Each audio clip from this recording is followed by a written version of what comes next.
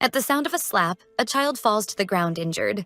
Startled, the boy cries as he looks up, and before him, his stepmother stares at him with contempt. The boy kneels and apologizes. Calling him Hilam, the woman questions whether he really believed he would get away with just an apology. Furious, she asks why he is such a useless child and scolds him for breaking one of her precious vases. Despite his tears and claims that it was unintentional, she pays him no heed. His mother grips his clothing and tells him to be quiet, not wanting to hear another word. As the boy screams, the woman drags him to the mansion gate. All of the young boy's shouts are one by one ignored. And finally, she pushes him out of the house. Coldly, the woman tells him she won't repeat herself, ordering him to leave her house immediately. Helpless, the boy watches his own abandonment without reaction. Left outside, wearing only the clothes on his back. Meanwhile, a woman closes the book, irritated by the plot. The girl thinks she can't read this anymore, pointing out that even though she's read the book many times, this part still bothers her. All that irritation is directed at the character Luna Mazamel, the villain of the story. She had been a young woman of plebeian origin, admired for her gentle nature. But due to her beauty, she was forced to become the second wife of a feudal lord. However, a few days before the wedding, someone from another world awakened in her body. Realizing her new identity, she fled her native village. In a new place, this new person acted like a true angel, and so she ended up seducing and marrying Viscount Mazamel, a wealthy divorced man. The girl was able to live extravagantly for a time, yet for an unknown reason. Shortly after the marriage, Viscount Mazamel fell ill and suffered until his eventual death. By his coffin, Luna knelt, seemingly mourning the loss of her partner. However, beneath her veil, she was smiling. The woman, now titled Viscountess Mazamel, expelled her late husband's own son, a boy named Hilam, immediately after assaulting him. The reader felt immense compassion and pity for Hilam, thinking he would have been treated better if she had been in Luna's place. Wondering how someone could abuse a child so much. After all, to her, characters like that deserved to die. Meanwhile, her oven beeped, reminding her of the madeleines she was baking. The girl thought they looked perfectly baked and well-risen today.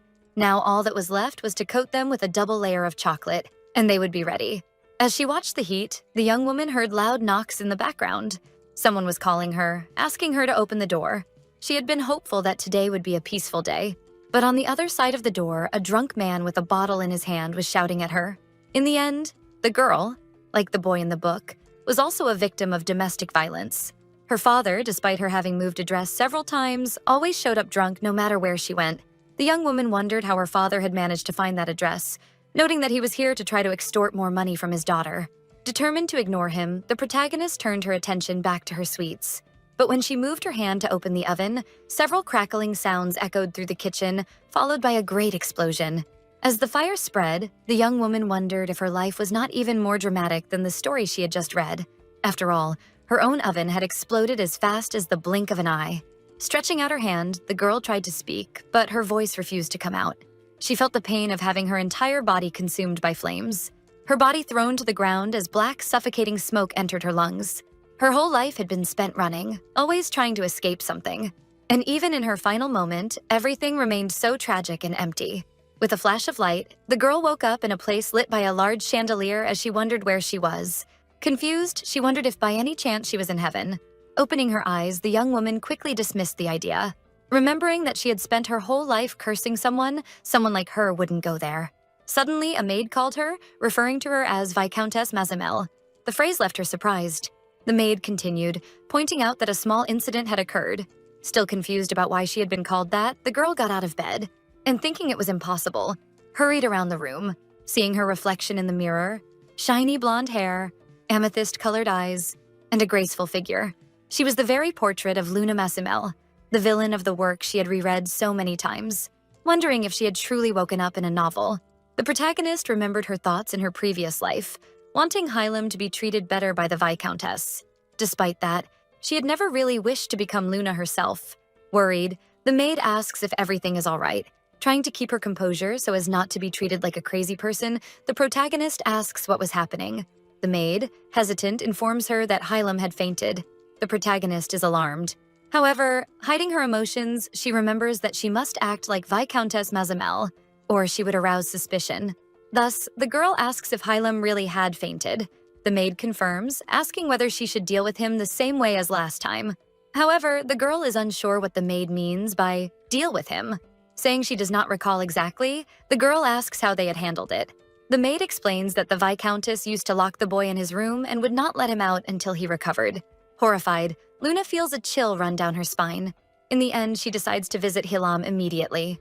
Surprised by the change in behavior, the maid hesitates. But the protagonist questions why she is standing there and asks her to show the way. The maid apologizes, and they begin walking toward the boy's room. With a somber expression, Luna can think of nothing but young Hilam. Arriving at the room, the Viscountess holds the door, expecting him to be right behind her. Opening it slowly, Luna is taken aback. Upon entering, she sees a boy lying on his bed. At the sound of her voice, Hilam curls up and wakes. Rising, the boy turns to her, revealing small bruises on his face. Hesitant and frightened, Hilam calls her mother. Luna explains that she heard he was unwell and asks if it is true. Trembling and apologizing for being a burden, the boy insists he is not sick. His eyes on the verge of tears as he clutches the bedsheets tightly. In that moment, the protagonist comprehends the full extent of the abuse the boy has suffered, something she had only read about before, now unfolding before her. In the future of the book, after enduring this torment, Hilam grows up and becomes emperor. He ultimately achieves his revenge against Viscountess Mazamel, bringing her to death.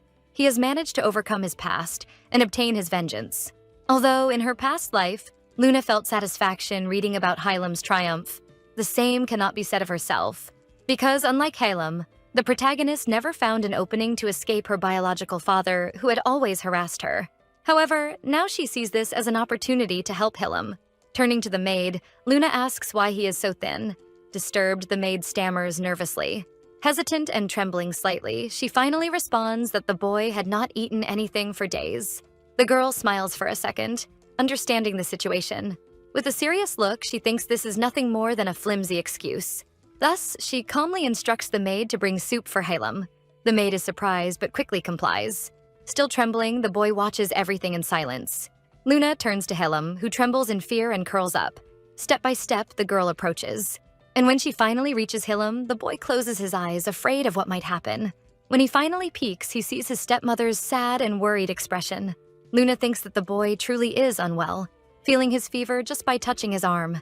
Reaching out her other hand to the boy, the protagonist wonders if it is all right to move a little closer. Suddenly, Hilam begins to cry in a defensive posture and, in a panic, starts apologizing.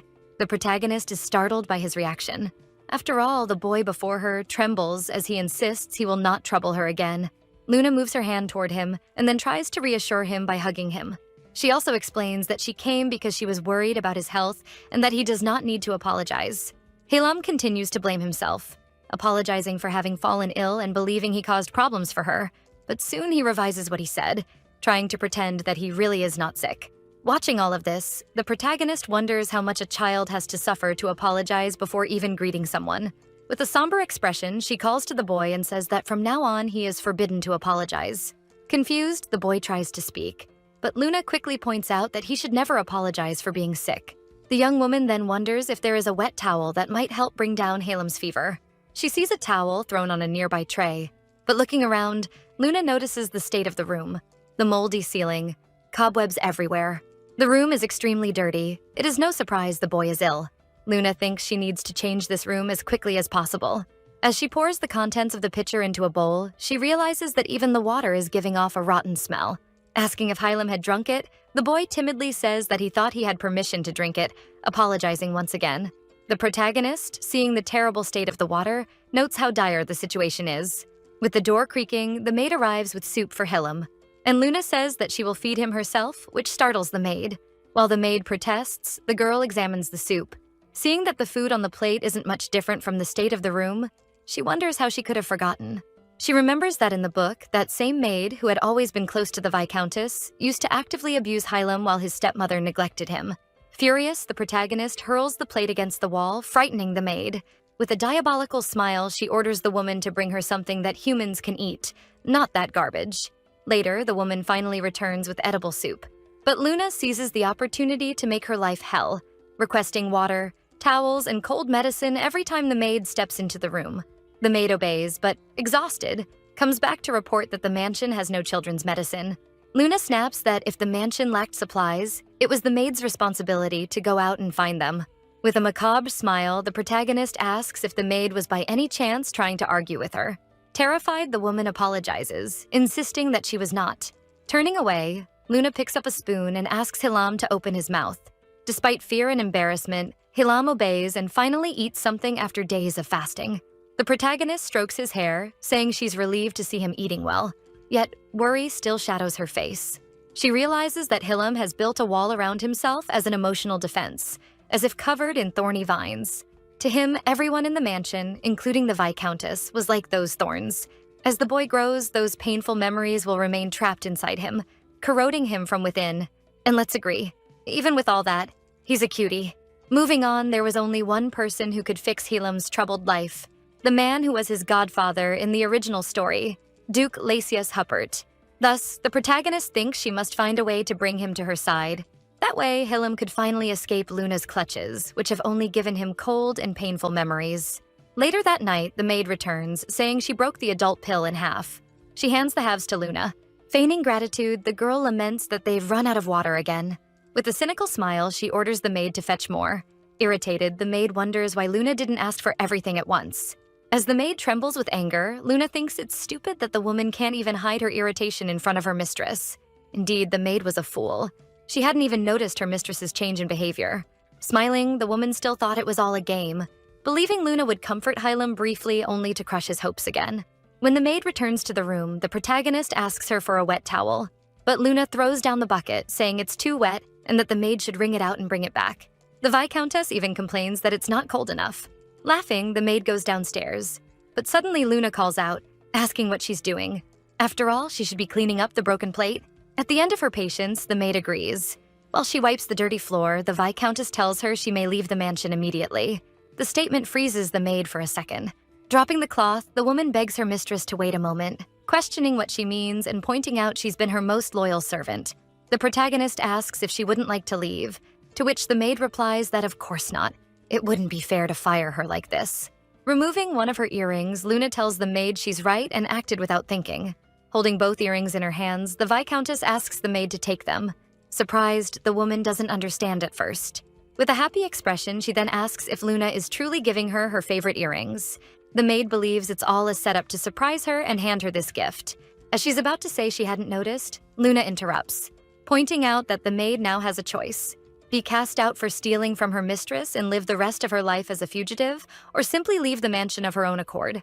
The realization finally hits the woman, tears forming in her eyes. It wasn't a setup. It was payback for her actions against Hilam.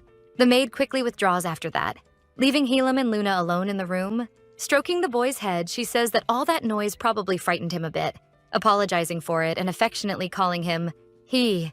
Noting how dirty the place was, Luna says they should go to her room. Picking the boy up in her arms, she walks down the mansion's corridors with him cradled against her. With a smile on her face, the protagonist thinks that from now on she will protect him, determined to ensure his happiness for the rest of his life.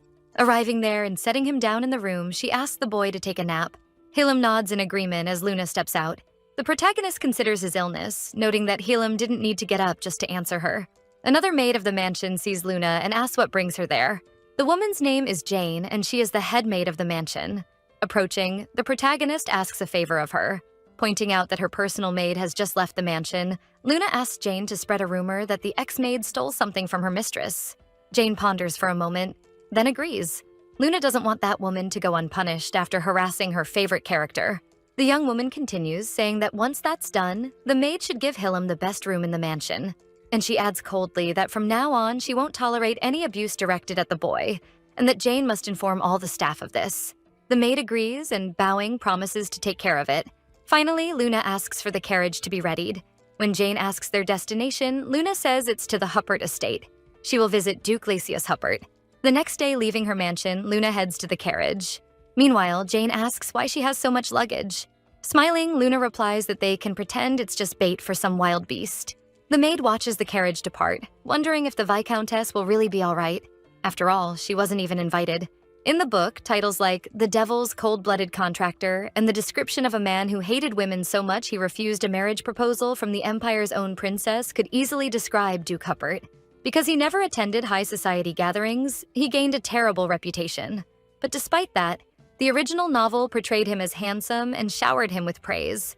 Looking out the window, Luna thinks the Duke has no reason to see her, so she's prepared for a tense, hostile meeting.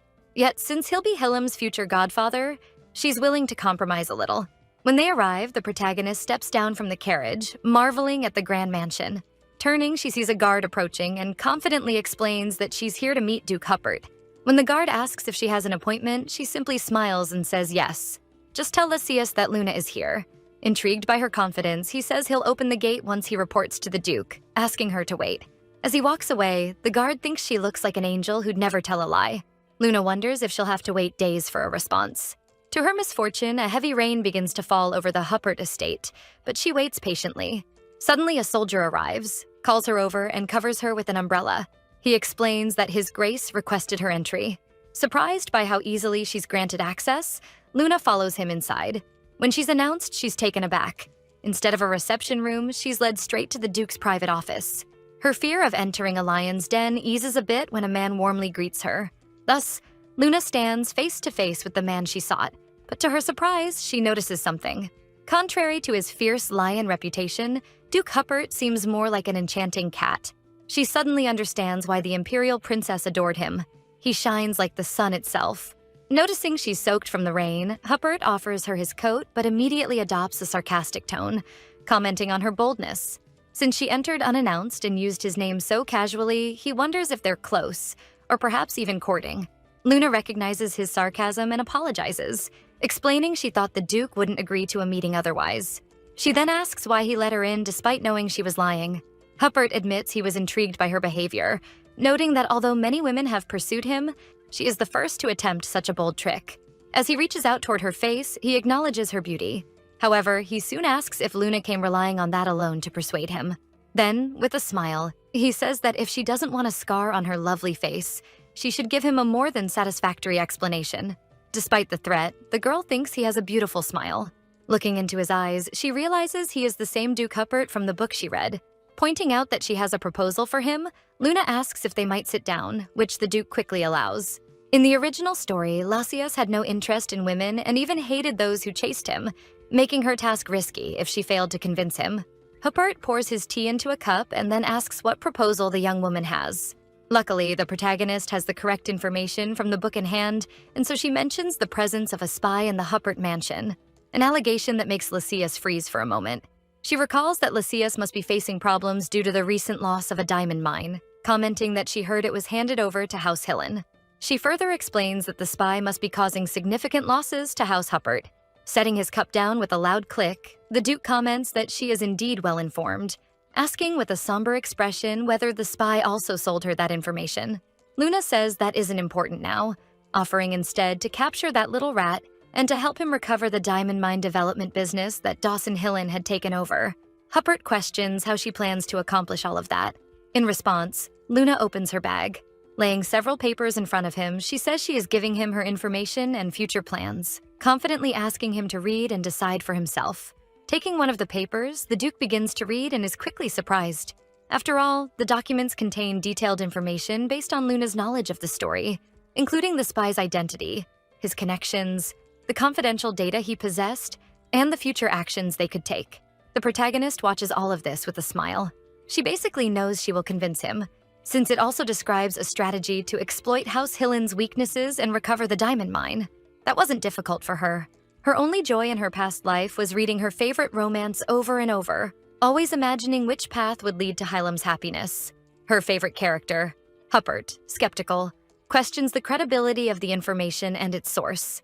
Refusing to reveal her source, the girl guarantees that the data is reliable and will not cause any loss if he trusts it.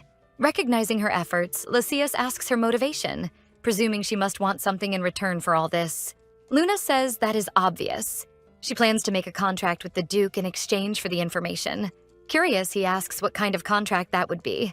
The protagonist points out that she wants a marriage, asking Huppert to sign a marriage contract with her, surprising him with the proposal. Luna clarifies that she is suggesting a contractual marriage for about 1 year. Reflecting on the book's plot, she remembers the story where Halem was abandoned by his stepmother, found by Lysias, and subsequently adopted as his son and heir. However, the protagonist cannot force herself to abandon Halem, yet she also cannot deviate entirely from the novel's storyline. Aware that her current identity as Viscountess Massamel could trigger Hylam's trauma, And clutching her dress tightly, she decides to help him find Lysias and follow the original plot without causing further harm. Luna explains that for the Duke to regain the diamond mine, he will need House Masamel's approval. A goal the girl suggests is easily achieved, since with the marriage, Lysias would gain access to her name. As Huppert pages through the papers, Luna outlines a simple plan. They marry, secure the mine, and then divorce. The Duke falls silent for a moment. The protagonist assures him that in just 1 year, she will leave his life with nothing, promising that the marriage will remain nominal, with no emotional involvement since neither of them has romantic feelings for the other. It's simply an arrangement. Huppert asks Luna if she truly harbors no personal feelings for him, to which she confidently replies no, even mentioning that they are both free to see other people. Her only requirement is that he be her husband on paper. Laughing, Lysias acknowledges that the contract seems advantageous and that he has nothing to lose. However, he expresses curiosity about why the girl would go to such lengths for a 1-year marriage agreement, finally questioning whether that really was all she wanted from him. Luna's real plan was to have Lysias adopt Helem, however, revealing that now would only raise his suspicions.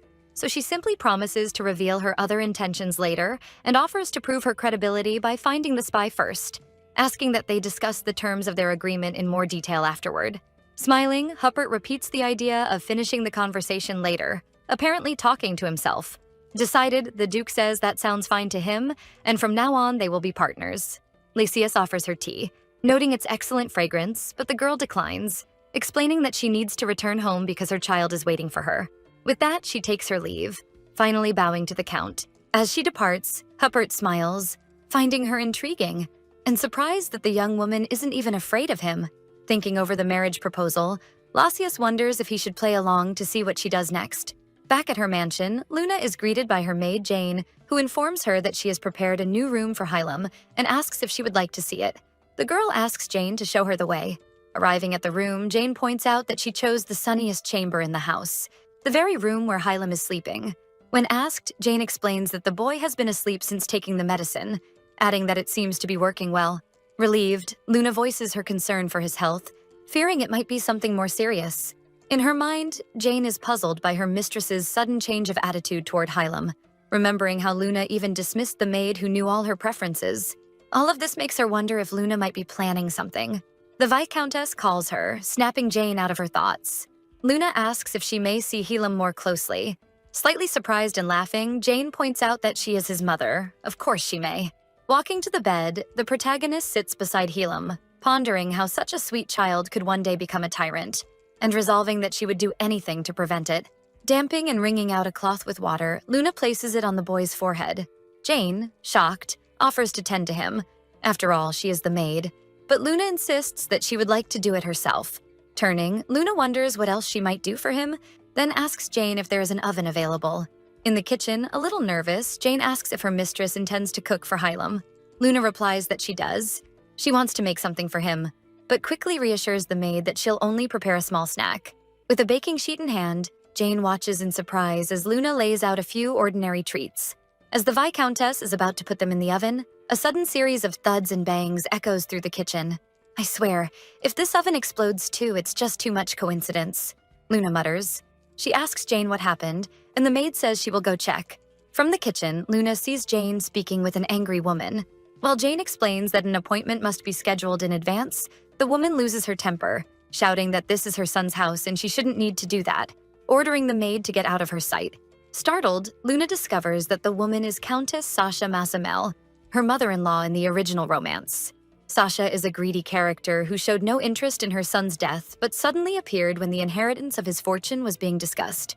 The protagonist resolves not to let Sasha take anything that rightfully belongs to Helem. Later, Luna and Sasha are seated together in a room. Sasha criticizes the protagonist for dressing the way she is. After all, she's not wearing any black to show her mourning. The woman continues, questioning how Luna could be so shameless when her son died shortly after marrying her. The protagonist ignores her remarks as she sips her tea. In the book, Luna's late husband, Viscount Masamel, died of a sexually transmitted disease. But the girl also knows that the original Viscountess was a villain more than capable of killing her own husband, so Sasha's suspicion isn't unfounded. The protagonist asks why she came to the mansion, certain it wasn't just to say such things. Sasha, conceding the point, adds wryly that Luna is acting as if she's clever for a change. Finally, Sasha admits she's there to settle matters regarding her son's inheritance, insisting that Luna cannot continue living in such an extravagant mansion now that her son is dead. The protagonist calmly replies that she will no longer live there, but that regardless, the mansion belongs to her son Hillam and to her. This enrages Sasha. Screaming that the mansion belongs to House Masimel, she demands how a humble girl could dare claim something belonging to a count's family. Luna answers that the woman is coveting what belongs to her son and reveals that she has Viscount Masimel's will. Sasha, stunned, thinks this impossible, admitting she searched the entire mansion but failed to find it. Laughing, the protagonist knows the woman cares more about her son's fortune than his death. The reason Sasha couldn't find the will is simple. In the original story, as Viscount Masimel lay dying, Luna expressed her fear of being abandoned and cast out by the Countess should he die, noting that his mother hated her. So she had the Viscount write a will in his final moments, keeping it secretly hidden from everyone. Ironically, that would allow the protagonist to pass the mansion to Hillam, even though she only obtained it through the villain's previous actions. Thus, the girl reveals that the will is at Archibald Bank, where the archive records remain, making its authenticity indisputable. Anxious, Sasha reacts to the mention of Archibald Bank, knowing its contents cannot be altered even by the imperial family. Luna offers to go check in person, or, failing that, to have the files sent directly to Sasha's house. Irritated, the woman turns and storms out of the mansion, slamming the door. Luna reflects on how easy it is to resolve things using the novel's information, finding it all very dull. Still, a peaceful resolution like this is far better than her past life. She could only endure all that suffering for Hillam, the book's main character, and so wishes to make him happy. Later, Luna and Hillam sit together at the table. In her mind, the girl can't help but be surprised by how sweet the boy is. He stares at her for a moment, freezing her with a startled expression. Then Hillam suddenly starts to cough. Startled, the protagonist asks if he's all right, suggesting he drink some milk. Crying, Hillam apologizes, asking if he made his mother lose her appetite. Confused, the girl doesn't understand, but he soon says that sitting across from her at the table might have disgusted her so much she couldn't eat. Luna realizes the boy thinks it's his fault he didn't have his soup, believing she was being insensitive. The protagonist concludes that if she continues to be the same Luna, she won't be able to make him happy, and so must show Hillam how she truly feels. Rising from the table, she assures him that he was not unpleasant and need not apologize. The boy hesitates, not quite understanding. She kneels on the floor next to his chair, feeling guilty and realizing she should have apologized sooner. She reflects on how Hillam was already hurt by Viscountess Masimel's neglect and by all the mistreatment he suffered. So how could she ever make him happy without first apologizing for all of it? Looking at the boy, Luna apologizes with a somber expression for her cold behavior and for ignoring the maid's abuses, and asks forgiveness for all the things that have hurt him. The boy already has tears in his eyes. Finally, Luna promises never to hurt him again and asks that, no matter how difficult it may be, he trust her just this once. All of this leaves the boy speechless. Although she knows Hillam won't open up just because she apologized, the girl only wants him to experience the affection he's never known. Promising to do everything possible for his happiness, Hillam timidly nods. With that, the protagonist pulls out a small package and asks the boy to accept it. When he asks what it is, Luna quickly says it's a gift for him. She brought some macarons and a bib. As she shows him the outfit, the protagonist explains she chose it because she thought it would suit him. When asked if he likes the gift, Hillam shyly says yes and immediately ties it around his neck. Clapping her hands, the protagonist says it looks great. The boy becomes a little bashful as Luna remarks how adorable he looks.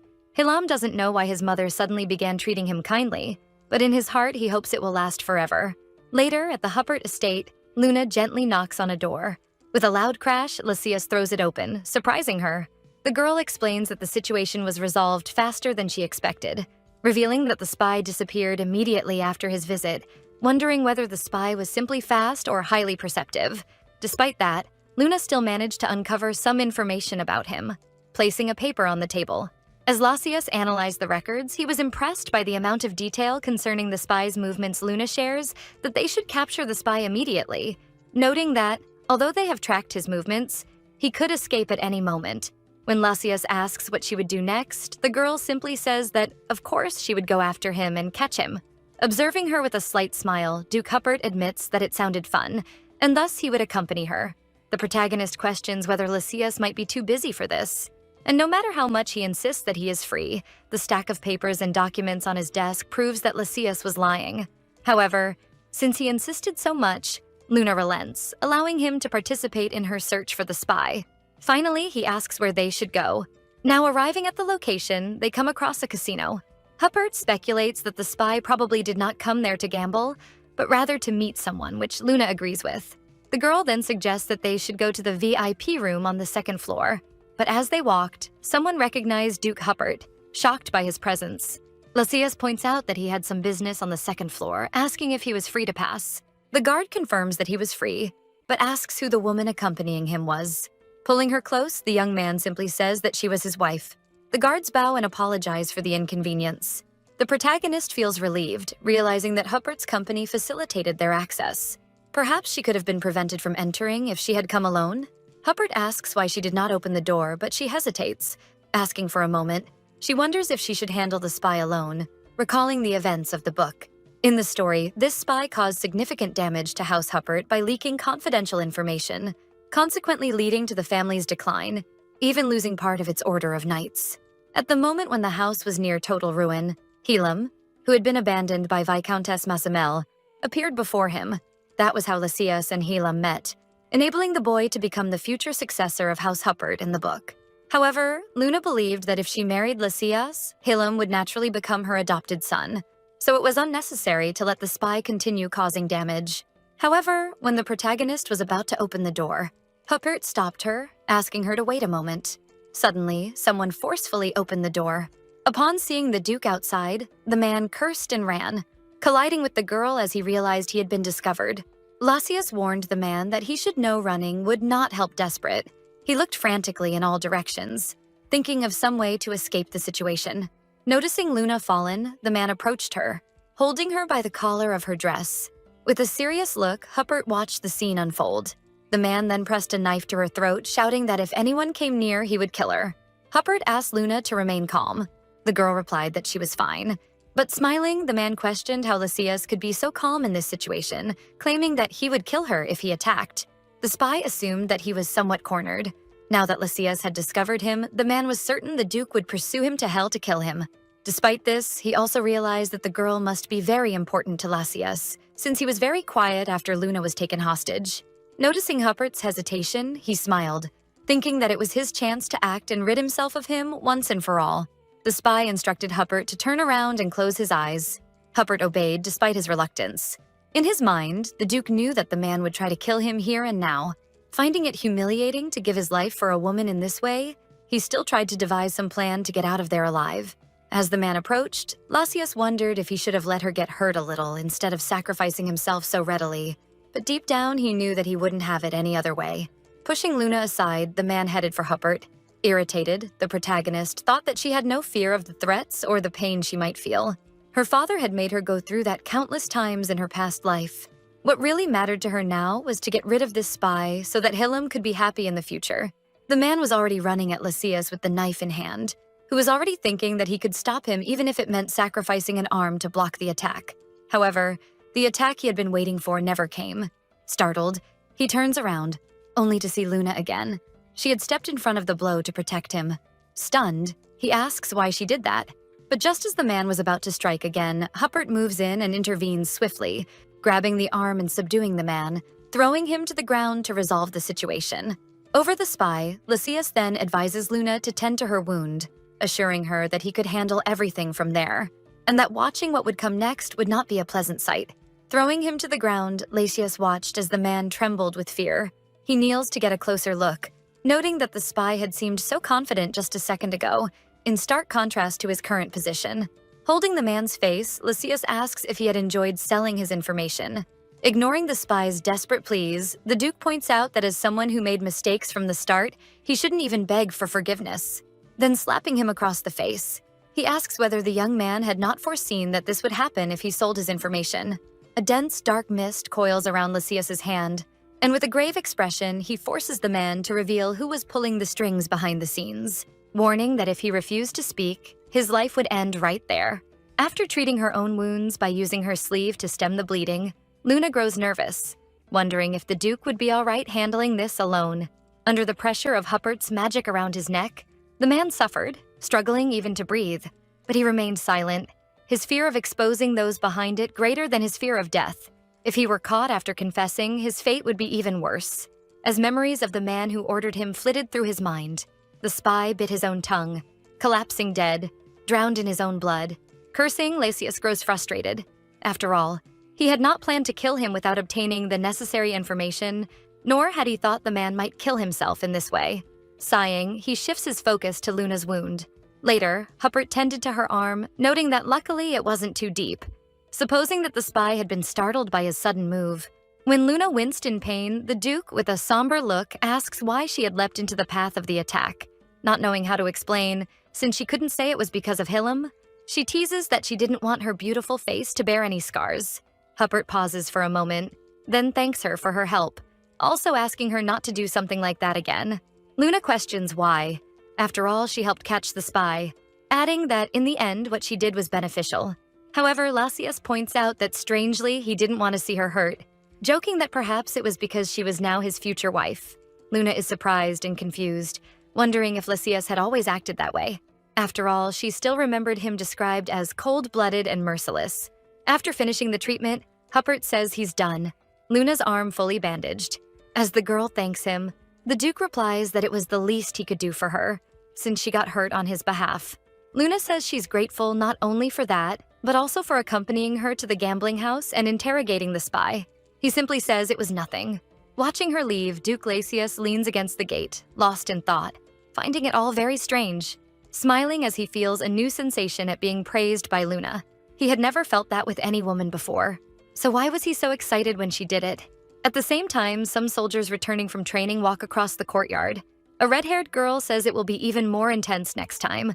One of the guards points to the gate, where they see the Duke smiling. The young man asks if perhaps something good had happened, speculating that maybe Lasius was planning to kill someone, thinking that otherwise he wouldn't be smiling like that, wishing the future deceased rest in peace. The girl suggests that could be the case. And as the soldiers pass, the Duke wonders what is wrong with him. He is confused by it all, since whenever he thought of that woman, a strange feeling arose. Sometime later, at the Massamel residence, Luna notices a dove landing on her window. Seeing the bird had a letter tied to its leg, someone had sent her a carrier pigeon. Surprised, she opens the letter, which reveals a message from Lasius, stating he was dying to see her again, missing her dearly, and asking if she would leave him waiting forever. The Duke asks when they will see each other. Luna cannot help but find the letter's content and choice of words odd. It even seemed like the Duke was a little puppy trying to act cute to get affection from its master. Laughing inwardly, she thinks she had already planned to visit him anyway. Then she sends him a reply, asking if they could meet in the evening. When the pigeon reaches Lasius, the young man quickly smiles. He sends back that he would love that, stating that Luna would be welcome at any time. After receiving the reply, Luna asks Jane to arrange a carriage for her, since she will go to the Huppert mansion. However, the maid notes that that may not be necessary and suggests she look out the window. Doing so, the protagonist notices a carriage filled with flowers. Jane explains that Duke Huppert had sent it a little while ago. Luna is surprised. After all, the carriage wasn't there just moments before. She also wonders if Lasius has really always been romantic deep in his heart. Asking Jane to tell the coachman she will be there soon, she goes to get ready for departure. Later, upon arriving at the location, Duke Huppert opens the carriage door and greets her, stating that he had been waiting for her. Lasius asks how her arm is, and Luna, with a smile, says that it was much better now. He says that he is relieved to hear that, expressing how anxious he was not to have heard any news from her. Laughing, the girl teases him, calling him a liar. But turning to Luna, Lasius replies that he was telling the truth, asking what in the world would make her think he was lying. Staring at him for a while, the protagonist comments that he looked like a little puppy she once had. Confused, Lasius asks if at least the dog was male. However, to his misfortune, she replies that it was a female, to which he jokingly says that Luna finds him hardly attractive as a man. In any case, the girl places the contract on the table, asking him to read it, offering to answer any questions Lasius might have. With a serious expression, the Duke looks at the paper. However, he quickly says that he did not want to talk about business. Confused, Luna asks what he would like to talk about. With a smile on his face, he asks what the girl has been doing. This leaves her confused, doubting whether he was really curious about that. But looking at the way Lasius smiled, the protagonist found herself unable to ignore his question. Finally, telling him that she had recently baked some cookies. Shocked, Lasius does not understand for a moment. Remembering Helam's reactions, the girl continues, pointing out that she had also made macarons and madeleines. Huppert asks if, because she loves sweets so much, she made them for herself. She replies that even though she likes them, she made them as a gift for someone. Hearing that, Lycia switches to jealous mode even before signing the marriage contract, repeating her phrase. Luna wonders mentally why he was acting that way. Pointing out that she did not remember receiving any gifts, the Duke asks to whom she had given them. Surprised, the girl asks if he likes sweets, offering to bring some next time she bakes. Insisting a bit more, Lycius again asks to whom she had given them. She nervously explains that she made them for he, using her affectionate nickname for Helam. Clenching his hand in anger and jealousy, the young man asks who he was. To which the protagonist quickly points out that it was her son Huppert is surprised for a moment, as she says that soon Hylam would also be his son, since they were going to marry. Laughing at this little misunderstanding, Lycius says that she had indeed mentioned having an adopted son. The protagonist cannot help but question if he really is the Duke Huppert from the book. He seemed very different from what she remembered. Luna then decides to go back to talking about the contract. She explains that the term is 1 year, with the single condition that Lycius adopt Hilam as his own son, treating him as his heir and educating him properly. Luna hopes that, after a proper education, Hilam will be able to manifest his ring as in the original story, and that Lycius will genuinely consider him as his own son as well. Duke Huppert agrees, saying that it sounds good. The girl then asks if he wanted to add any other condition, to which Huppert suggests that they remain exclusive to each other, not seeing anyone else during the contract term. Acting as a real couple, Luna is shocked and hesitates for a moment, but thinking to herself that she is not interested in other men anyway. She agrees to the proposal after signing the contract she had brought with her. The protagonist is surprised by Lycius, who tells her to sign another document. When asked about the content, the Duke simply states that it was the marriage record. Not fully understanding, she questions him on whether they really need to register their marriage with the Empire, since in any case they will have to present the divorce papers after a year. Lycius smiles and replies that if they are going to do that, they should do it correctly.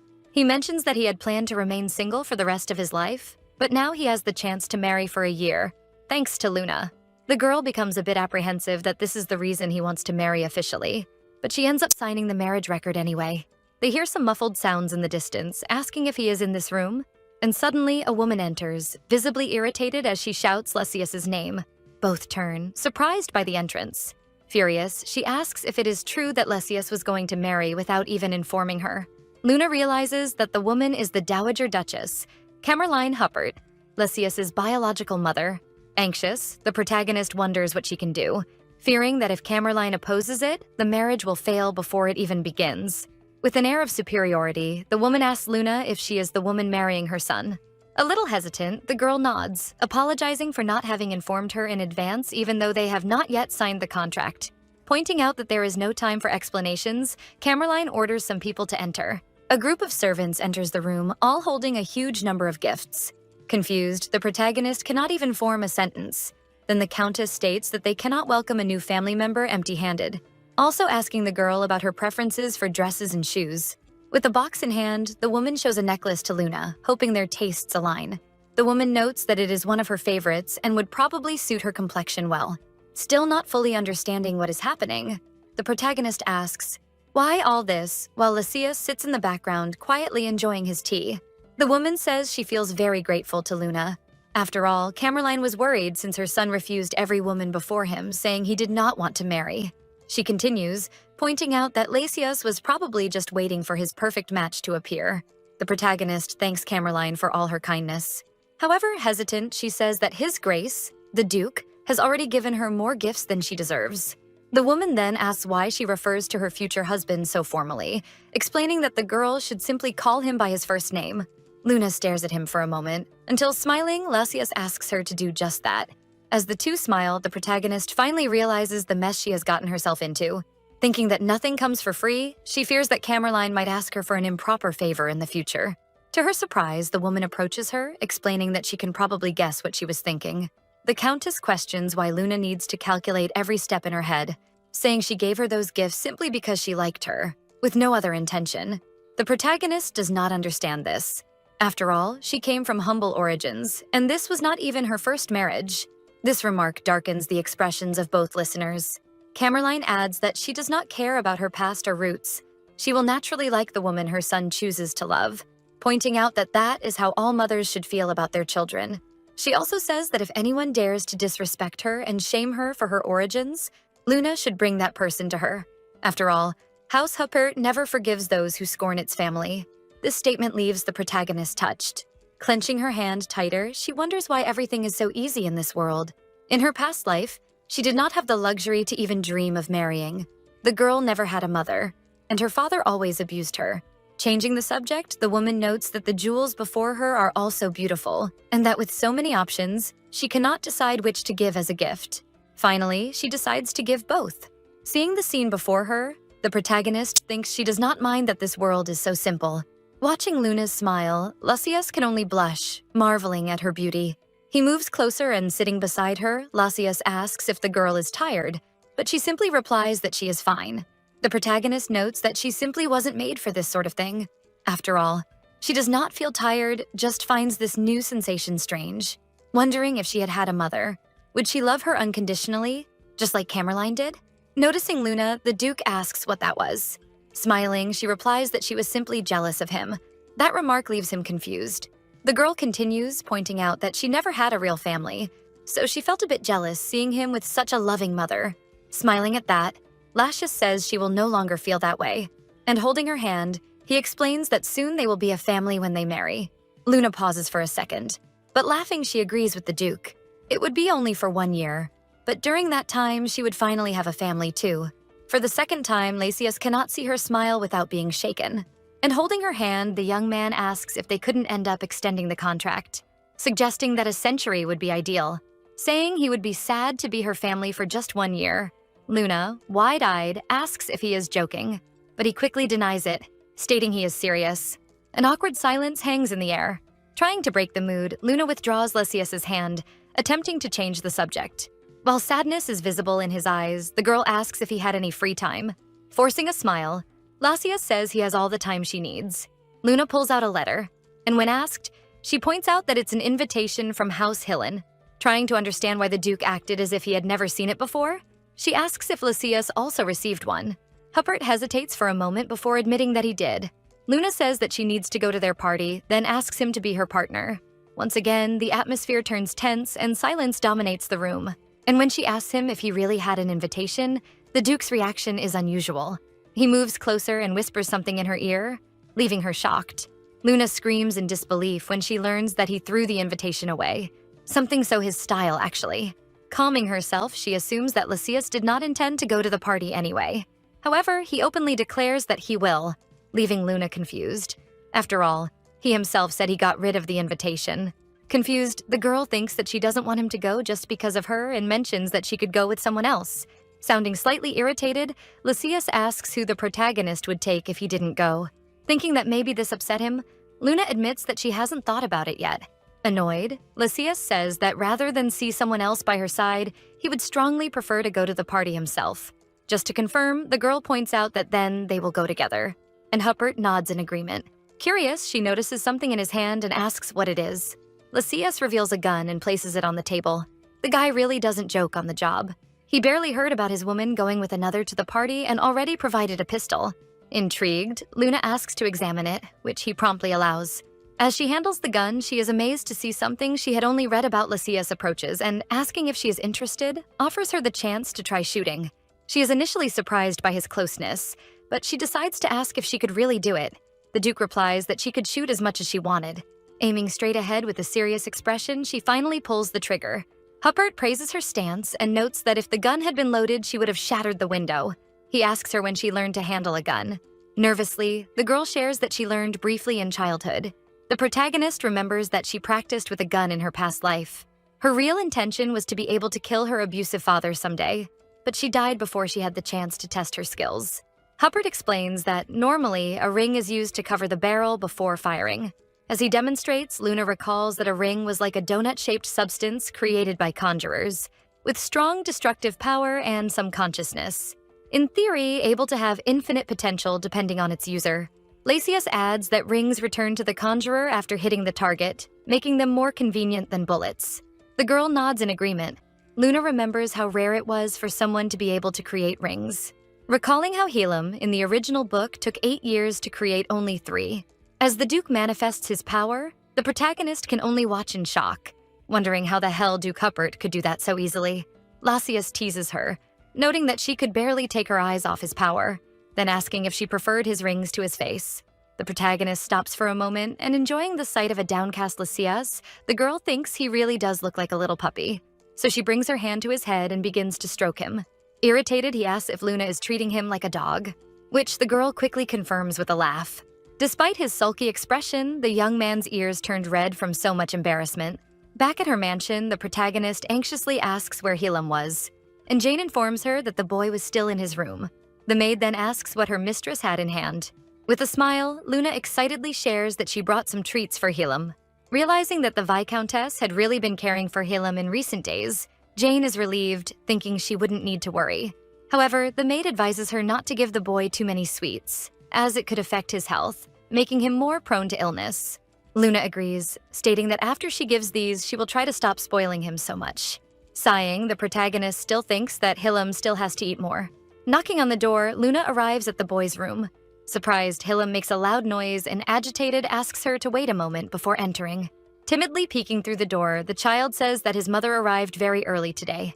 Entering the room, the protagonist asks what he was doing, and nervously Helam says he hadn't done anything, raising all possible red flags.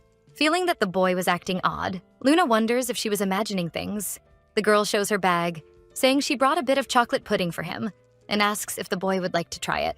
Excited, he swallows hard in anticipation.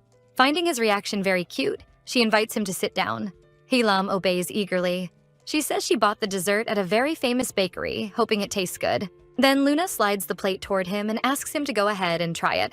As she sat down, the boy ate the pudding. Blushing, Helam exclaims that it was delicious. Staring at her for a moment, Helam timidly offers her a piece. Agreeing, Luna wonders if they were becoming a bit closer now. But despite that, the trembling in Helam's hands is visible. None of his traumas would be erased so quickly. The boy still couldn't fully trust her yet. Regardless of that, Helam was making an effort to open up to her, wondering how he could repay all of her courage. With the boy extending the spoon to her, Luna takes a bite of the pudding. And when she praises its flavor, Helam's face lights up with relief and happiness. The protagonist thinks that he was probably still afraid that his mother would refuse. And strengthening her determination, she would do everything so that the boy would be perfectly happy in a year. Finishing the treat, Luna asks him if he liked it, which Helam enthusiastically confirms. Laughing, she suggests they take a walk together, if Helam isn't busy, saying that they could go to his favorite swing. Helam's expression changes instantly, becoming completely frightened. Hesitant, the boy was clearly anxious. It so happens that in the original story, Viscountess Mazamel had destroyed it, calling him horrible. Unfortunately for Helam, that swing was one of his favorite things in the garden, but still his stepmother had ordered it to be broken. In the future, when the young man would become emperor, he would return to the mansion, rebuilding the swing, weaving it with large branches. All of this due to the difficulty of erasing the suffering from his childhood memories. Speaking to Helam, the protagonist reassures him, saying the swing was there again and invites him to see it. Surprised, Helam asks if it is true. The protagonist confirms, pointing out that they should go and check going to the garden. Helam ran excitedly toward the swing, while Luna followed at a distance. The protagonist asks what he thought and if he liked it. Radiant, the boy says he loved it. He quickly sits on the swing. Approaching, Luna calls his name. The boy responds with a smile on his face, with a sad expression. The girl says that she had treated him very badly after his father's death.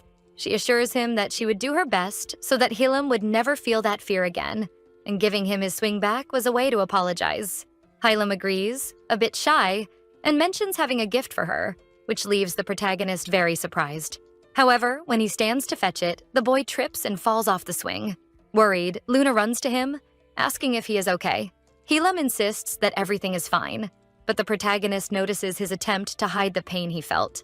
After all, she had done the same in her childhood too, always fearing to be punished for something.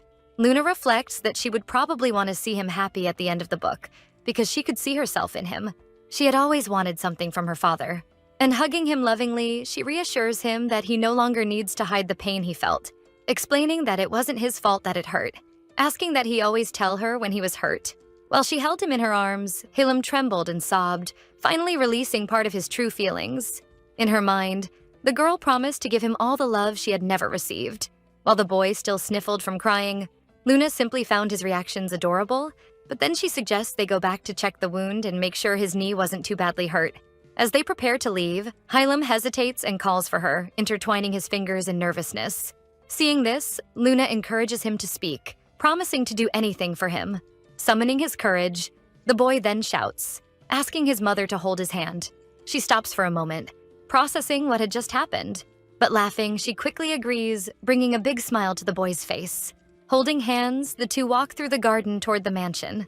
Upon entering, Hylam nervously reveals that he did something for her in his room earlier. Shyly, the boy says he doesn't know if she would like it, but Luna assures him she would be happy with any gift from him, no matter what it was. Hylam then gives her a flower with a pink ribbon tied to it. The protagonist is moved by the gesture, realizing that was what he had been doing in secret. Hylam had prepared this gift for her, even though he did not fully trust her yet. Embarrassed, the boy bows slightly, saying his gift wasn't much compared to what she had done. But Luna quickly denies that idea, and smiling warmly, she expresses her gratitude. Once again, the boy calls on his mother. Despite that, he freezes before he can say what he wanted, leaving the protagonist a bit confused. Happy, the boy thinks his mother had smiled when receiving the gift he made, wishing to see her like that more often. On the Huppert estate, Lysias and Luna were seated. Fiddling with her things, the girl hands him the official contract. The Duke smiles and teases, joking that she decided to bring up the contract right away. As he sips his tea, Luna explains she does this because of its importance. Ignoring the comment, Duke Huppert remarks that she is finally drinking her tea, a remark that leaves her confused for a moment. Lysias points out she never drank tea before, no matter which tea or how famous it was. Thus, he notes that Luna really did like sweet things. And looking at her cup, the girl notices several sugar cubes floating, while Lysias says he prepared it especially for her. Luna acknowledges this, but quickly sets the cup on the table, making the Duke laugh. Serious, she comments that they should sign the contract right away. Agreeing, Lysias finally completes the record. After doing so, he assures her he will keep it safe. But Luna asks if it wouldn't be better to store it at Archibald Bank. Lysias then says his vault is the safest place in the entire empire. She agrees, but in exchange, she asks Lysias to answer a question. When the Duke asks her to go ahead, Luella mentions the rings they had spoken about before hesitant. She thinks that if Hylam learned to use his rings earlier than in the original book, he would face fewer difficulties, and no one in the world could have more information about that power than Lysias. So the girl asks how many people could use those rings. Claiming she was excited, Lysias begins to explain. And after a second of thought, he notes that most members of House Huppert are familiar with rings from birth, so most know how to wield them, though not all succeed. When the protagonist comments that some family members lack that ability, Lysias adds that those people were easily excluded from the family. Having received the title of Duke, Lysias should wield rings better than anyone else. She then asks Huppert to show the ring again. Reflecting on the story, Luna remembers Hylam's learning progress, noting that after 8 years of hard practice, he could use 3 rings and, as emperor, could use up to 7.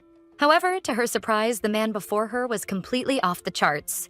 With rings appearing and disappearing in alarming numbers, Luna thinks she was not wrong after all. The girl asks if people outside House Huppert can also create rings, and when she receives an affirmative answer, she asks about the possible number of people with that power. Duke Huppert says he does not know for sure, although it shouldn't be a high number due mainly to the ring's sensitivity. Considering the idea of learning to use a ring to help Hylam, Luna asks if Lysias thought she could do that. The young man asks if she would like to receive some lessons. Surprised by the offer, the protagonist becomes curious. However, Lysias wants to impose a condition for it, and when she asks what it would be, the Duke smiles and gesturing says he would like to receive 1 kiss per day. Luna reacts coldly, staring at him in silence as if she were considering stabbing him the next second back at her mansion. The girl asks if that was supposed to be a joke, leaving Lysias in silence. Sighing, the Duke apologizes for it, suggesting that at least they could see each other a bit more, and she agrees. Luna points out that they could meet whenever Lysias was free. Lying, the Duke then asks if they could see each other every day, claiming he had plenty of free time in his schedule. Knowing that he was actually extremely busy, the protagonist changes the subject. She asks how many people in the mansion could control a ring. Lysias comments that only 3. They were Roxana Stur, Ludgar Eckhart, and Hizette. Drinking her tea, Luna thinks that if her memory serves her right, they were the ones who taught Hylam about rings. She then asks Duke Huppert to introduce her to those people. Lysias quickly refuses, and when asked why, he says he enjoyed his alone time with her and didn't want anything to ruin the mood. Smiling, the girl argues that she'll meet them eventually when they get married and prefers Huppert to introduce her properly. He blushes at the mention of marriage and ends up admitting defeat, pointing out that he never manages to win against her. Later, in the Huppert training grounds, the sound of blows rings in the air. Ludgar runs up to Roxana, holding a paper and asking if it's really true their master is going to marry. His sudden entrance disrupts her exercise, but he approaches anyway, insisting it must be false. In the letter, the Duke asks them to return to the mansion as soon as they read the message, informing them his marriage is the reason. Examining the seal, the woman confirms it is from House Huppert, while Ludgar remains stunned by the news, refusing to believe it. Roxana says she isn't sure, suggesting the marriage the Duke refers to might mean something else. Not the kind they know. Something like a metaphor or code, as if he now has a new ally. Ludgar agrees, nodding. Also confidently stating Huppert could never love anyone, asking if Roxana agrees. Both dismiss the idea of a conventional marriage, but soon hear footsteps approaching. It turns out Duke Huppert and Luna have arrived. Lausias smiles at the protagonist, pointing out two of the people she sought are already here, revealing they are his knights and ring users. Shocked, Ludgar and Roxana are amazed to realize the Duke is actually laughing. With one hand on Luna's shoulder, Lausias is a sight that leaves his knights speechless. Ludgar even asks if he's dreaming, but Roxana soon assures him it's real. With a gentle expression, Lausias approaches, saying he will introduce her to them. As the Duke pauses, the protagonist stares at them, remembering she heard one member named Hizette has silver hair, so by elimination they must be Ludgar and Roxana. Noticing her gaze, Lausias asks why she's staring like that. Jealousy taking hold, he asks if she perhaps likes Ludgar, calling him a bastard in the process. Embarrassed, the protagonist denies it, claiming it's nothing of the sort and she's there only to get to know them. A bit pouty, the Duke wonders if all this is really necessary. And trying to relieve his stress, he suggests Luna refer to Ludgar as if he were a waiter, calling him, "You there." And with a smile, Lausias says, from now on that will be his name. Then he finally introduces her to Roxana, captain of the knights. Terrified inside, Ludgar hopes the Duke isn't jealous of him. Later, Roxana and Ludgar were sitting in the courtyard. He asks her if, while he was out of state, something might have happened to their master. Really, Roxana questions if he thought that was even possible. After all, she had served him for about 10 years and still couldn't understand why he needed guards. Laughing at her, Ludgar jokes about the fact she only has one ring. Roxana gets furious, grabbing him by the collar and threatening to use that one ring to kill him today. She continues, asking if Ludgar had been away so long that he'd lost his senses, stating that some things shouldn't be mentioned. Fearing for his life, the man begs her to forgive him. Roxana then tells him to forget about it and continue with the report. Ludgar explains that he didn't find any traces of the shadows. Irritated, the woman punches a nearby beam. Growing suspicious, the captain asks if perhaps Ludgar had accidentally let them escape. A bit annoyed, he defends himself, stating that he searched thoroughly, using his rings for days.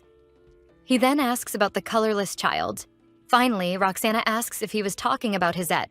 With perfect timing, someone arrives in the training area. The sound of footsteps echoes until the man's figure becomes visible. The woman then explains that, as he can see, Hizette has just returned without finding anything. Cursing, Ludgar realizes that all their work was in vain, leaving the white-haired man at a loss. At another moment, at a party in a grand hall at the Hillen family estate, Luna recalls having spent the last few days searching for and reading various messages in the mansion, trying to gather valuable information from nobles she didn't know well. However, in the midst of it all, there is an anonymous letter that seems strange to her. In it, someone asks her not to marry this man, stating that he does not deserve her. Curious, she wonders who could have sent it, since it seems more like a fan letter. Suddenly, a woman approaches and greets Luna. As the noblewoman smiles, Luna responds, calling her Edith Napelli and saying she is happy to see her. The noble asks the girl to call her only by her first name. Even as they speak, several voices can be heard around them. Luna recognizes Edith as a prominent figure in high society. The noble asks if she may question her about something, if it is not rude, and Luna gives permission. Edith then asks if the rumor is true that she is going to marry again. Luna had already anticipated this question, and with a calm smile, she affirms that it is true. The news causes whispers among the other ladies, who note that her ex-husband died recently and accuse her of trying anything to join high society. Someone even calls her pathetic. Luna comments on how well-informed Lady Edith must be to have heard the rumor already, suggesting she must be close to House Huppert. Edith, shocked, asks what she means by speaking about House Huppert becoming. Surprised to realize that apparently Luna is going to marry Duke Lysias Huppert. The other ladies dismiss the possibility, noting that the Duke even turned down a proposal from the Imperial Princess. They assert that Luna is bluffing since she does not answer the question directly. Edith finally intervenes, silencing them, stating that they are making Viscountess Mazimel uncomfortable. Pointing out she should not be surprised, Edith says, Luna is attractive enough to make the Duke fall in love with her. She then approaches Luna and reinforces the compliment. Surprised by Edith's unexpected behavior, Luna wonders if this woman was really like that in the original book. As she moves away from the crowd, Luna thanks her for the help, but soon she apologizes, saying she must do something now. It turns out Luna is feeling something strange, thinking it's safer to keep her distance from Edith. Still at the party, the girl notices something. In the corner, she sees a red-haired man with the emblem of House Blake and suspects he may be Baron Doug Blake. Although not mentioned in the original book, his presence seems strangely familiar to her, even though she does not know why their eyes meet for a moment, and both shrink back. Realizing the man is approaching her, Luna becomes nervous. She is confused by this interaction, since in the original book, Baron Blake and Viscountess Mazimel hardly spoke. Greeting her awkwardly, the man asks if there is any chance they have met before. Trying to remain calm, Luna thinks of a way to handle the situation. Smiling, she says she is sure that is not the case. Indicating he must be mistaken, he bows, apologizing for the inconvenience. Turning away, the man leaves Luna, still disturbed, ponders the reason for this feeling of familiarity, speculating that maybe it is because she is the age of her biological father. Suddenly, someone takes her hand. When she turns around, she sees Duke Huppert kissing it. Shyly, she asks how he can do something like that in public. Lysias smiles and replies that he missed her, but she retorts that they saw each other the day before, when she was introduced to Roxana and Ludger. Moving even closer to her, Lysias comments that that was too long for him. Then he takes her hand, intertwining their fingers. The protagonist hesitates for a moment, but then thinks they might not be noticed since they are in the corner. But to her misfortune, they ended up attracting a crowd of onlookers. Nervous? She whispers that everyone there was staring at them. Indifferent, Lysias asks what the problem with that was. Not even bothering. The Duke reinforces that either way, she belonged to him. The spectators, especially the women, are shocked, while Edith tries to hide her expression with her fan. Ludger and Roxana, who were standing guard, nearly had a heart attack when they heard that, embarrassed, Luna turns red, asking him to go somewhere else. The young man agrees, but staring at her, Lysias asks her not to say that her ideal type is an older, burly, hairy man. Confused, Luna questions what he was talking about, but turning around she realizes that Baron Blake was still looking at them. Embarrassed, the man coughs. Lysias, smiling, mentions that it looked like she had been staring at that man for a while, and with an expression worthy of an American serial killer, he points out that apparently they had also chatted a bit. Luna then wonders if he was jealous of an old man laughing because she found it really funny, ignoring the 30 red flags from the Duke. When asked why she was laughing, she assures him that nothing happened with Baron Blake. And when the sulky Duke asks if she's sure, Luna can only laugh even more at his pointless worries. He holds her hand against his face, asking the girl to stop worrying about that kind of thing and give him a little more attention. There's no way to defend it. He really acted like a needy puppy. Later, while they were outside the ballroom, Luna asks why he was late today. Taking off his coat and covering her, Lysias just says there were some things he needed to do. When questioned, he just points out that he was looking for something, but his search apparently had no luck. The protagonist deduces that if Huppert was looking for something at this point in the story, it was probably the shadows. In the book, they were entities described as deteriorated ring users commonly called holes. Different from normal rings, which returned to the conjurer. The holes floated in the air, and as soon as they found a normal ring, they would absorb it, weakening them and reducing their power. This greatly worried the ring users, causing Hazette and Ludger to search for them for a long time. But it had never been an easy task. Feeling a little frustrated, she murmurs, realizing she hadn't seen Hazette that day either, but considers she would find him soon. While lost in thought, her attention shifts when she notices a lady with orange hair nearby. The protagonist recognizes her as Cinia Hillen. That woman would be a key player for Huppert to recover his mine. When Luna gets up to meet her, Lysias grabs her hand and asks where she's going. The girl explains that she needed to approach Cinia to help them recover the mine. Lysias stops her and asks a favor before she leaves. When she asks what it is, the Duke stands up, approaching her. Staring at her closely, Luna becomes confused. Then suddenly, Lysias asks her for a kiss. Not quite understanding, the girl wonders what was going on, asking if Lysias was being serious, her heart racing along with her anxiety. From the ballroom, Edith watches them through a window, visibly angry and questioning if Luna was marrying just for the spectacle or if she really loved Duke Huppert. She reflects on how the girl had changed. After all, just a short while ago, the word love could not be associated with Luna Massamel, finding her transformation amusing and admitting that she liked this version of Luna more. Taking a step toward the protagonist, Lysias approaches. But as he leans in to kiss her, he stops. Embarrassed, Luna had stopped him. Apologizing, she says she doesn't think she can do it. Pointing to Ludger, who is whistling nervously, she mentions that the soldier seemed to be looking for Huppert. Explaining that they both had things to do, she says goodbye, also telling him that he could take his coat back. As she walks away, Lysias watches her leave without reacting. Approaching Cinia Hillen, Luna greets her politely, introducing herself with a formal greeting. The woman soon congratulates her on the upcoming marriage. She thanks her but notices that the noblewoman is looking somewhere. Following her gaze, she sees a man, Dawson Hillen. The protagonist was sure there was a certain tension between them. Realizing that she apparently hated him, Luna is still surprised to notice that she didn't even try to hide her expression of disgust, even though their conversation was developing a bit. And despite wanting to talk more with the woman, Luna realizes Cinia seemed more focused on observing Dawson. Trying to get back to talking with Luna, the noble comments about her second marriage, hinting that it must be with Duke Huppert. Surprised, the protagonist asks how she had found out. Cinia replies that Lysias's look had given everything away. After all, he was watching from afar with his sad puppy face. Embarrassed and blushing at that, the girl asks if they could talk for a moment. The noblewoman questions whether her matters were really with her and not with Dawson, but the girl says it was Cinia she truly wanted to talk to. So the woman asks the protagonist to follow her.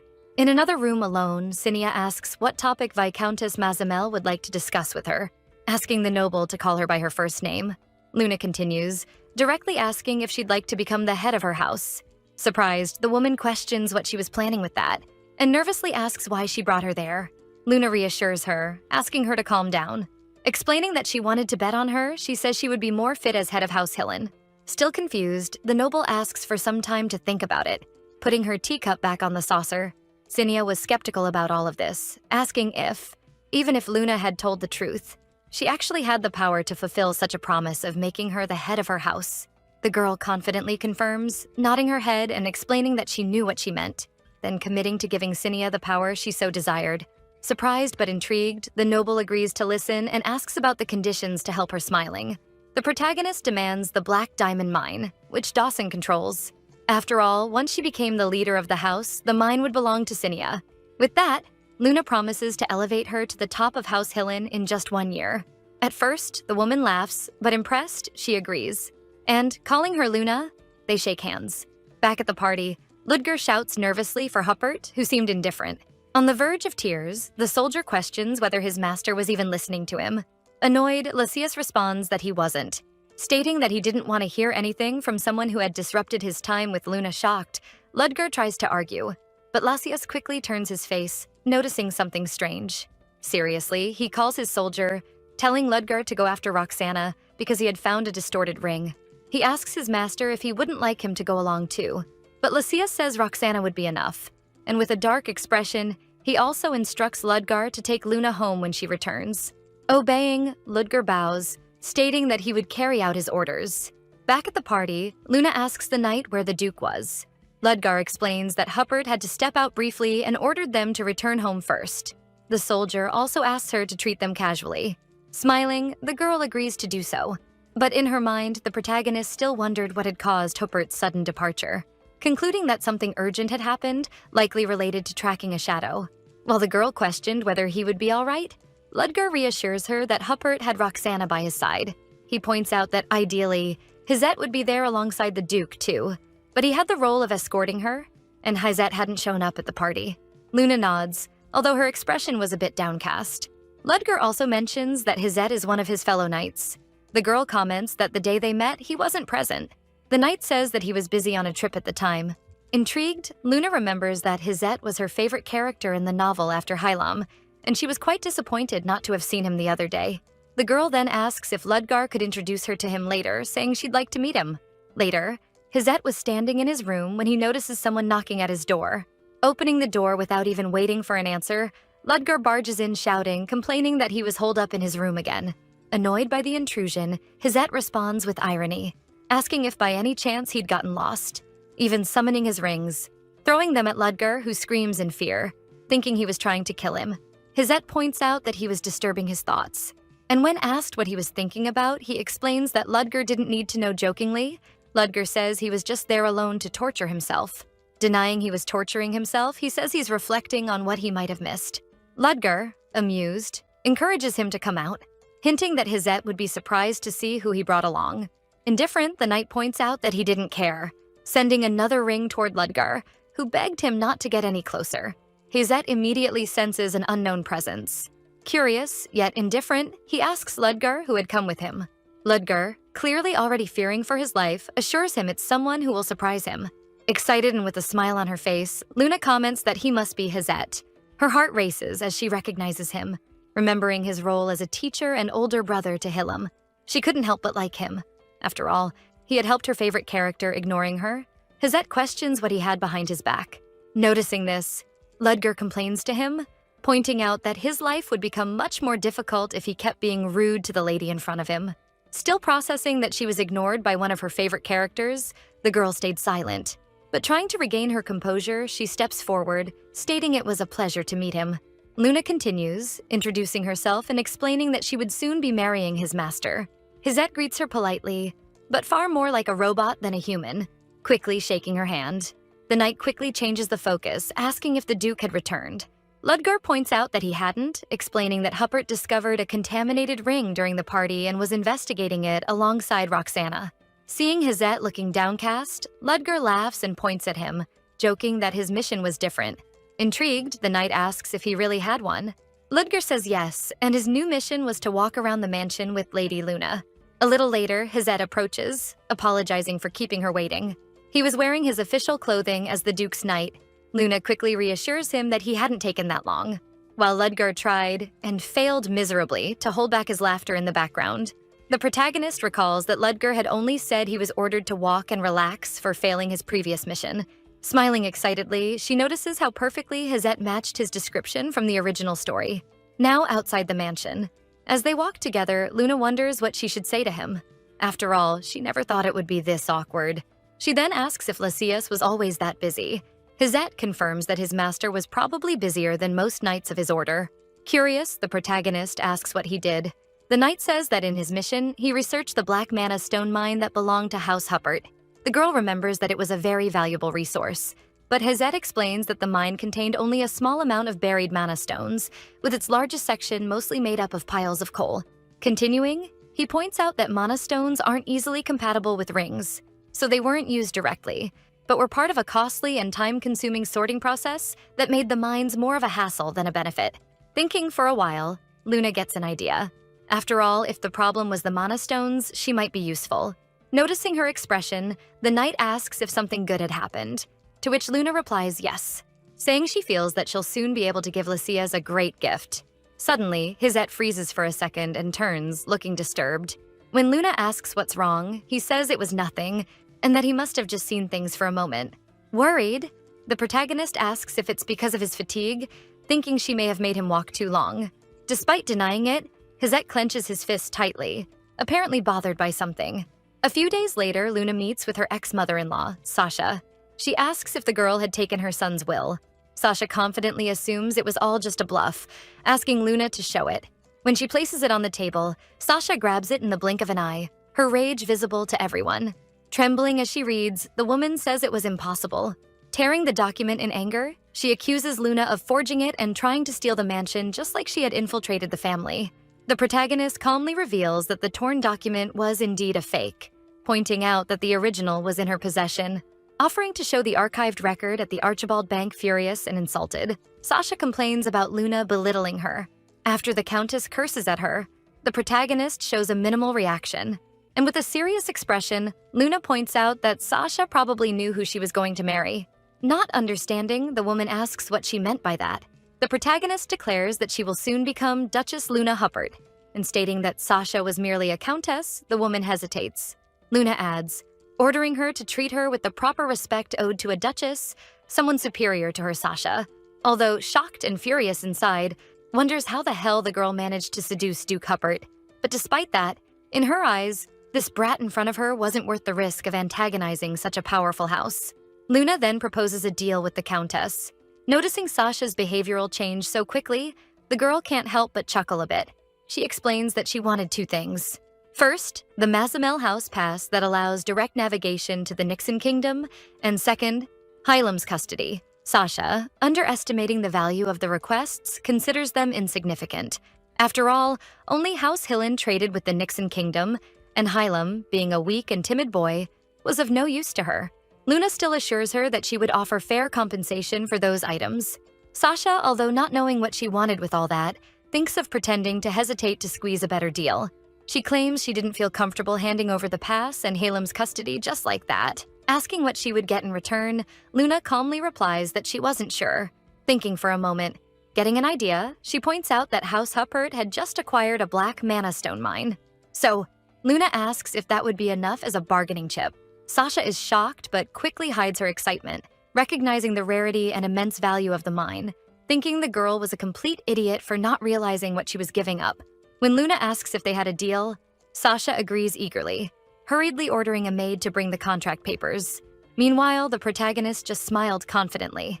Later, the girl was sitting at her desk, thinking that the urgent matters were finally resolved. But she still wondered how she would inform Hylam about her second marriage. She imagines different scenarios in her head. In one, she would introduce Hylam to Huppert directly, saying he would get a new father. Realizing that was awful, she quickly dismisses the idea. In another, with tears in her eyes, she apologizes to Hylam, admitting her past mistakes and pointing out that the boy probably wouldn't want to live with her anymore. Then Luna would say she found a father who was even cooler, also adding that in a year the boy wouldn't have to worry about seeing her anymore. Frustrated, the girl thinks that sounded completely senseless. Although everything had gone well so far, Luna felt like this situation seemed like a real challenge. Deciding not to overthink it, she concludes that honesty might be the best approach later. Luna waited in a room, asking Hylam to sit down. The boy's eyes immediately go to the cake on the table, asking if he could eat it. She says she had made it especially for him, and that he should enjoy it as much as he could. Pointing to a plate, she hands him a slice of cake. While Hylam ate excitedly, his mother was happy to see him happy. She had made that cake in case he got too shocked by the news of the marriage. However, when she notices chocolate on his face, Luna warns him, then reaches out to wipe it. But instinctively, the boy flinches. The expression of surprise was clear on her face. Even all her effort wasn't enough to erase everything Hylam had been through. At that moment, the boy was trembling with anxiety. His traumas still present in his mind. Trying to ease the tension, she apologizes, telling him she won't touch him. Offering him a handkerchief, Luna asks if he'd like to wipe himself. However, when the boy sees the embroidered message, "Be happy, Hylam," on the handkerchief, he pauses for a second, then suddenly bursts into tears. The protagonist is shocked and asks what's wrong.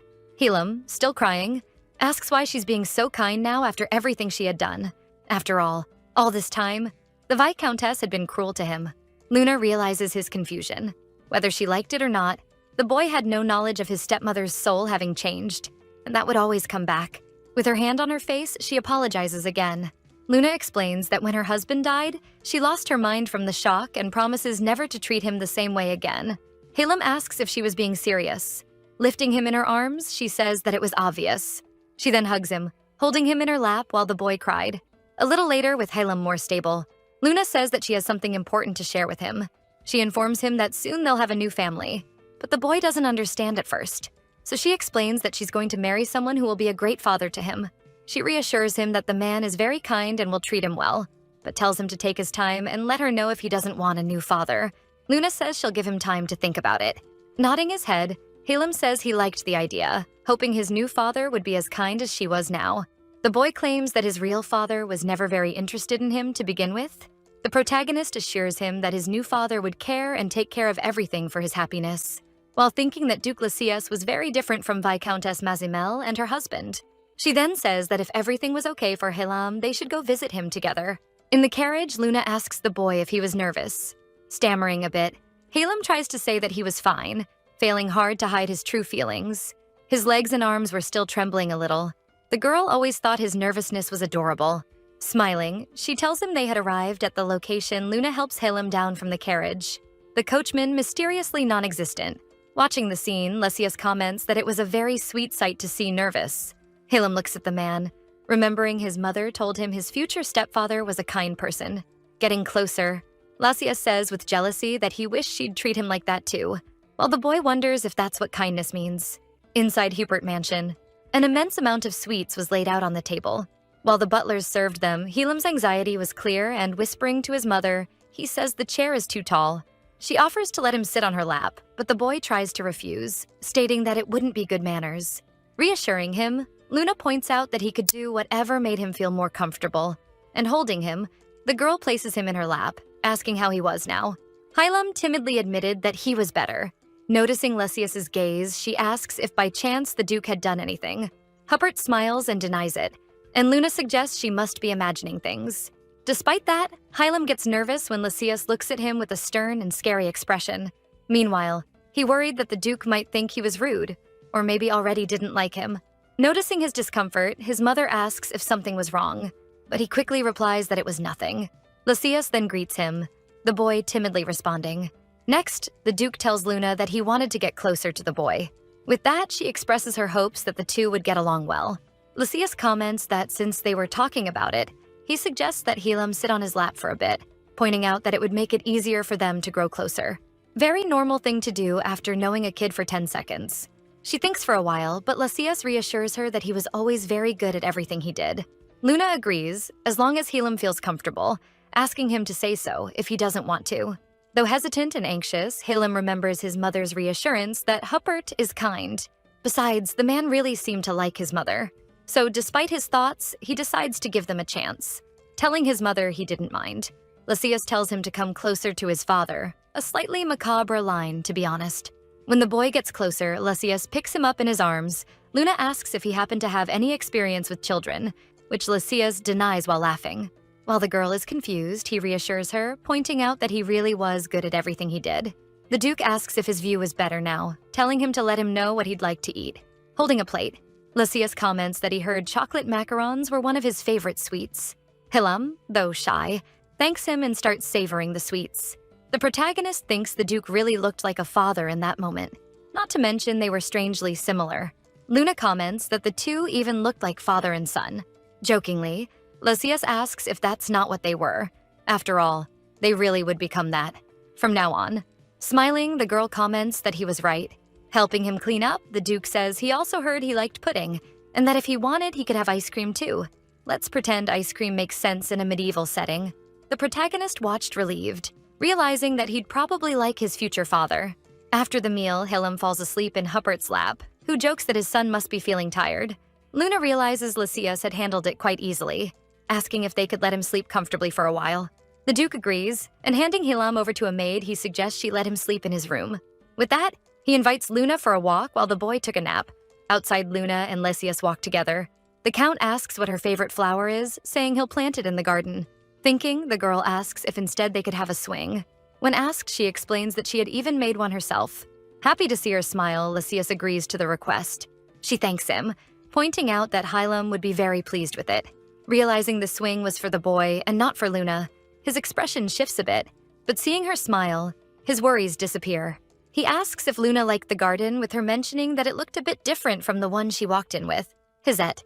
Little did the girl know her innocent comment would end a poor man's life. Pausing for a moment, the most jealous being in the universe, aka Lysias, asks if she had by chance walked alone with Hisette. Turning and smiling, the girl asks if he didn't know, explaining that Ludger ordered Hisette to accompany her. Forcing a short laugh, Lysias tries to seem calm, commenting while laughing that of course he knew Ludger was behind it. Despite the act, his hatred was so deep he started releasing his rings suddenly, scaring Luna, joking. He says he was just nervous from being beside her, also pointing out that they were so close their hands were touching. Surprised, Luna thinks they had started walking quite far apart. Taking a step back, the girl thinks that distance would do just fine. Lysias asks if she was tired of walking, suggesting a break, then also mentioning that the garden had a secret area very close by. Excited, the protagonist remembers she read about this place in the book. In the original story, Helam tried tirelessly to manifest a ring, but often failed in the process. And whenever that happened, he visited a specific place in the mansion's garden to strengthen his resolve and hold back his tears. She was sure it was this place, as it had been described the same way. Excited, she asked Lysias to follow her as she runs into the garden, making him laugh. Upon arriving, Luna says it was adorable and asks who had requested the design that way. Huppert explains that the one responsible was his mother and points to the seat in the area. Luna recognizes it as the bench Hylam used in the book, but hesitates to sit alone. After all, there was only one seat. Lysias sits on the bench. She asks if he wouldn't let her sit, finding his behavior strange. But the Duke quickly denies patting his lap. Lysias says she could sit there. Despite protesting that she wasn't a child, the Duke pulls her hand. Calling her, she obeys timidly and sits on his lap. Huppert expresses his happiness, telling her he feels lucky to have her, running his hand along her neck. In the end, she realizes she now had a necklace on it. Surprised? Luna asks what that was. Resting his head on her, Lysias says it was a wedding gift, explaining he was giving it to her so she would adore him. She notices a ring inside the diamond and wonders how he managed to put it there. When Huppert asks if she liked it, Luna responds excitedly, saying she loved the gift. Standing up, she reminds him of his promise to teach her how to make a ring. Lysias affectionately comments that he remembers every conversation they've had, so of course he still remembered the promise. Freezing, the girl was surprised by how casually he could say that sort of thing, without even blinking. The protagonist then asks what color he thinks her manifested ring would be. Smiling, Lysias says he wasn't sure but hoped it would be the same color as his. The girl eagerly asks him to teach her the process of creating rings still today. The Duke agrees, saying he'll do it if that's her wish. Later that night, in Huppert's office, Lysias admits he's never taught anyone before, and so he isn't sure if he'll do a good job. Luna reassures him, saying that if he fails, it'll be her fault for being a bad student. Determined, he promises to try his best so she won't be a bad student. Then, Lysias presents her with a weapon as a second gift for her.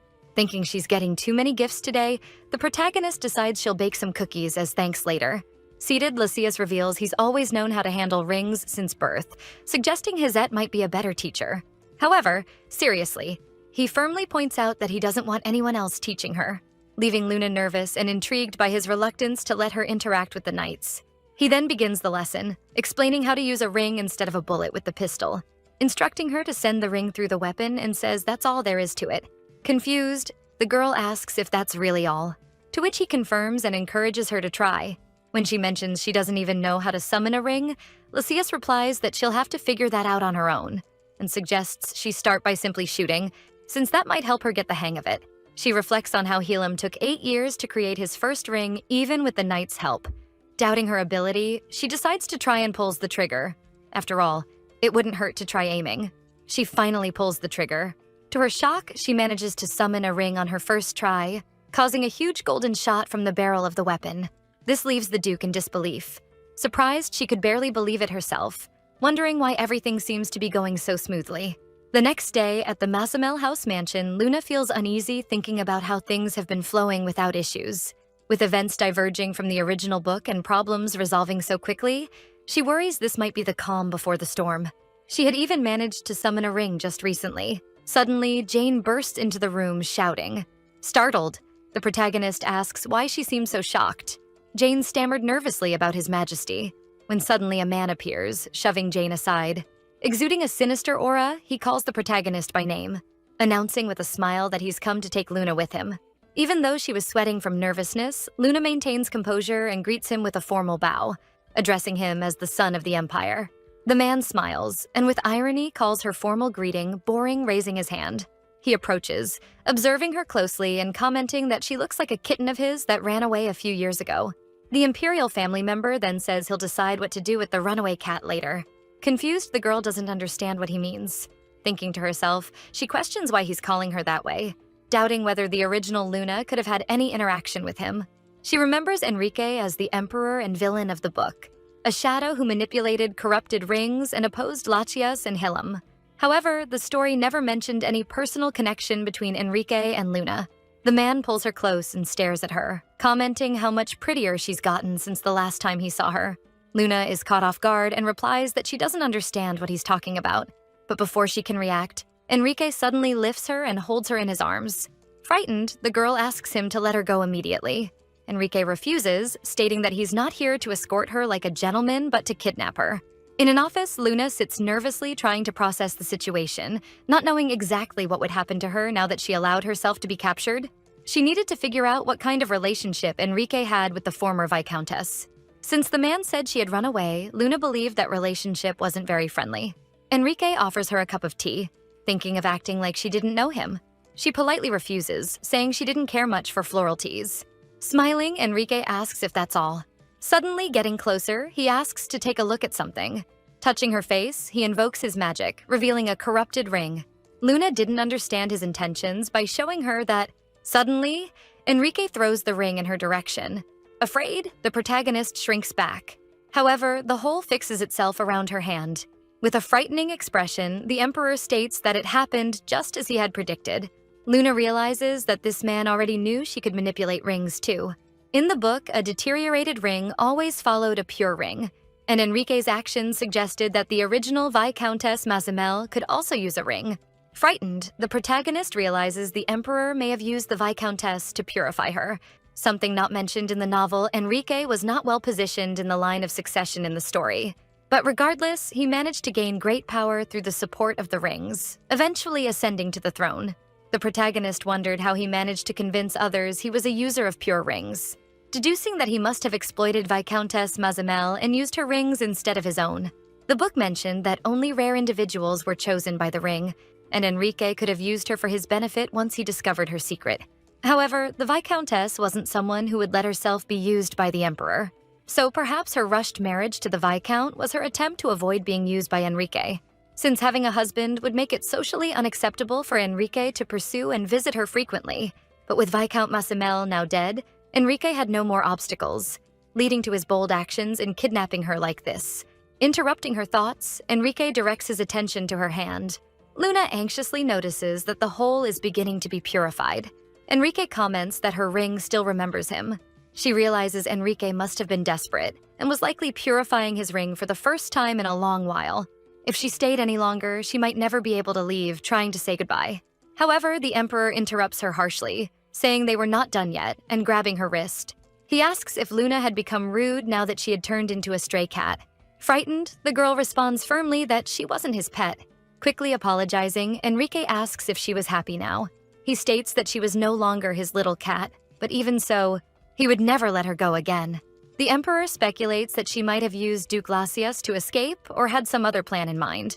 But highlighting Lasius's reputation for not being interested in women, Enrique insists there's no way Lasius truly loved her, suggesting that she proposed a contractual marriage just to remarry and secure her freedom. Holding her hand, Enrique claims to be the only one who truly loved her. Feeling a chill, Luna recognizes that Enrique is only after the ring's power. Wondering why people like him always talked about love, memories of her past life surfaced. Her father telling her he only did everything out of love for her, claiming no one else in the world cared about her as much as he did. The protagonist wondered if she was destined to spend her entire existence suffering from people trying to take advantage of her. However, a glimpse of Lasius passes before her eyes, his sweet memories reinforcing that there were still people who truly cared about her. Finding her determination, Luna pulls her hand away from Enrique's grip, stating she disagreed with him.